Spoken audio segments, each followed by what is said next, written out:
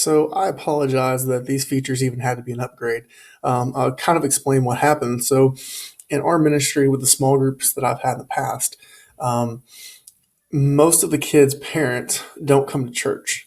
And it was situations to where, yeah, we had their info, but I had juniors and seniors, and it was just kind of unique situations. The other issue thing is the couple of kids I had whose parents did come to church were in my life group, my Sunday school class, small group, whatever you want to call it. And so I just never really thought a lot about the need for, more parent communication and the ease of it.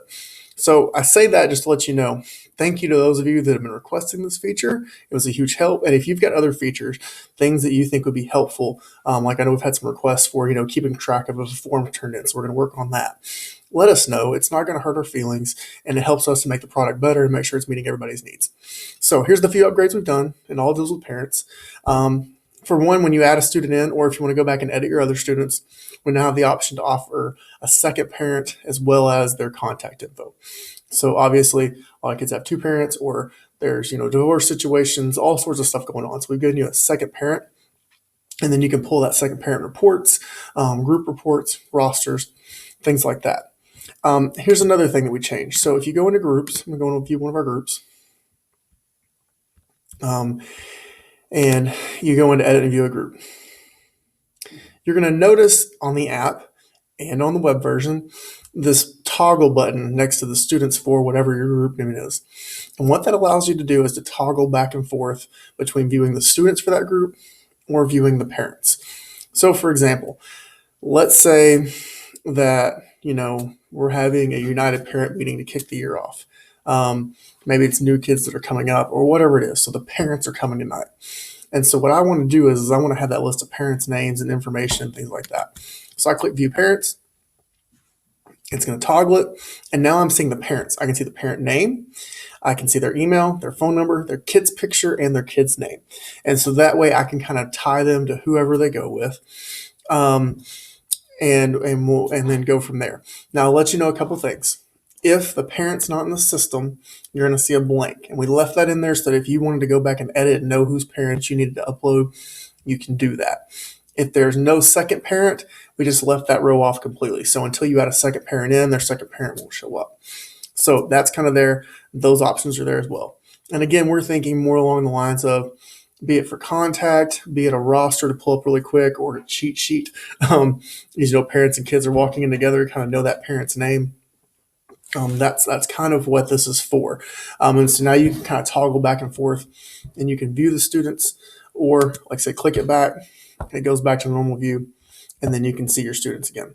So that's another feature that we've added in. Another thing,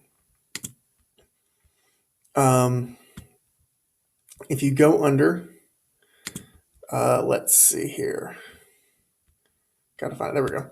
If you go under communication on text and email, you're going to notice something under groups to where you can choose this. If you do that, what's going to happen is it's going to message the parents of any group members in there. So for each kid, it's going to pull the parent information. So if you wanted to send a group email, instead of having to go to check individual parents, you can now do that, and you can choose that, choose the group. I'm going to stick with United. I always like to use that group. And then therefore it'll now send a message to the parents in that group. That works for email, that works for text. One other upgrade that we did. If you go to the follow-up system, and if you're using our automated follow-up, be that for absent students, new students, students that get saved, whatever the case may be, for email or text, I'm going to do email right now because, parents still check email. You can choose to make that follow-up strand for parents of students who match this criteria. Okay, so if it's for new visitors, new members, whatever the case may be, if you need a tutorial on how to do the follow-up system, let me know. But whoever the case may be, you can now do that. And what will happen is that it will create, when it runs that message series, for when a kid joins or whatever, it'll send it to the parents instead. And so if, when a new kid comes, if you'd rather reach out to their parents or have two strands, one for the parents, one for the kids, you can now do that. And you can automate follow-up out to parents as well. So we hope this will help you as far as gathering information, but also with communicating, connecting with, and having information on parents. If there's other stuff and info you need about parents, let us know.